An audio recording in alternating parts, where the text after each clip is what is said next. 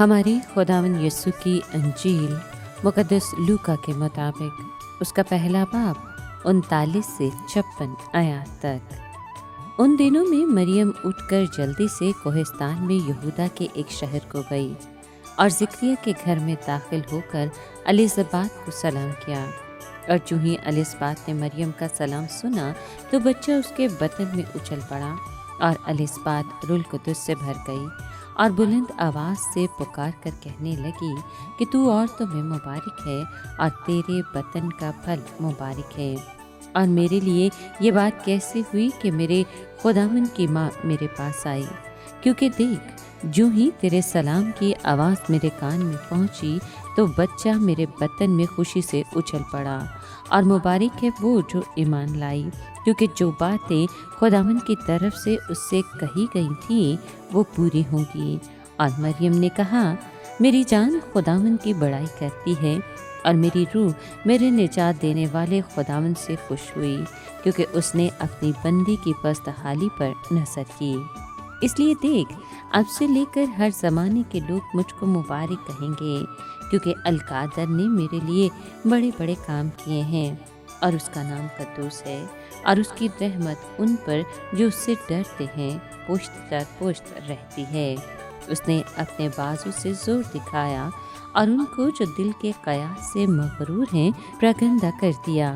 उसने कुदरत वालों को तख्त से गिरा दिया और पस्तहालों को बुलंद किया। उसने भूखों को अच्छी चीज़ों से सैर कर दिया और दौलतमंदों को खाली हाथ लौटा दिया।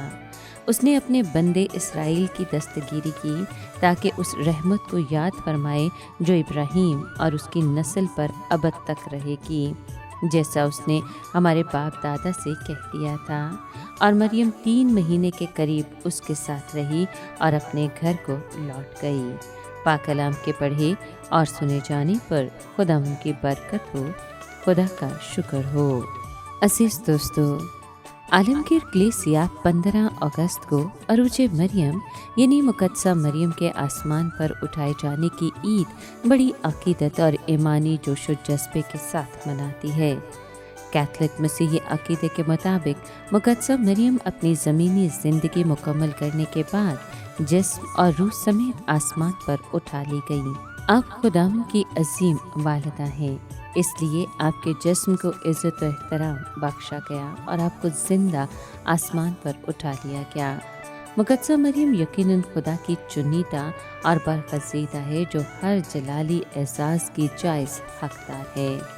मुक़द्दसा मरियम का आसमान पर उठाया जाना तमाम ईमानदारों के लिए शादमानी, खुशी और उम्मीद का अजीम निशान है, क्योंकि हम भी मसीह के पाक बदन का हिस्सा होते हुए गुनाह और मौत पर अपने खुदावंद के साथ फतहमंद होकर शरीक होते हैं।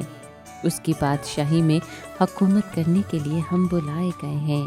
अरूज मरियम की ईद मनाते हुए हम पुर उम्मीद होकर मुक़द्दसा मरियम की तरफ निगाह करते हुए नग़्मा-ए मरियम पर ध्यान व ज्ञान करते हैं कि खुदा अपने बंदों के साथ किए गए वादों में हमेशा कायम और वफादार है। मुक़द्दसा मरियम जिस्म समेत खुदा को रूबरू देखती हैं। नीस कलीसिया की पहली रुकन होते हुए इंसानी नस्ल की बहाली और खुदा के साथ मुत्तहिद होने के अमल के लिए इंसानी नस्ल की उम्मीद और नुमाइंदा है। मुक़द्दसा मरियम चूँकि खुद अपने बेटे के करीब है, इसलिए वो हमारी भी मदद करती है कि हम भी उसके ज़रिए यीशु के वफादार और नज़दीक तर होते जाएं। अरूज मरियम की ईद के मौका पर खुदा से दुआ करें कि मुक़द्दसा मरियम के साथ हमारी अकीदत हमें उसके जलाली बेटे के करीब और उसकी मोहब्बत में कायम रखे। और ये भी दुआ करें कि मलिकाए दो जहां मुक़द्दसा मरियम की सिफारिशों से गुनाह और मौत के ख़िलाफ़ जदोजहद करते हुए हमेशा इस उम्मीद में जिएं कि एक दिन हम भी उसकी तरह खुदावंद की बादशाही और जलाल में शरीक होंगे।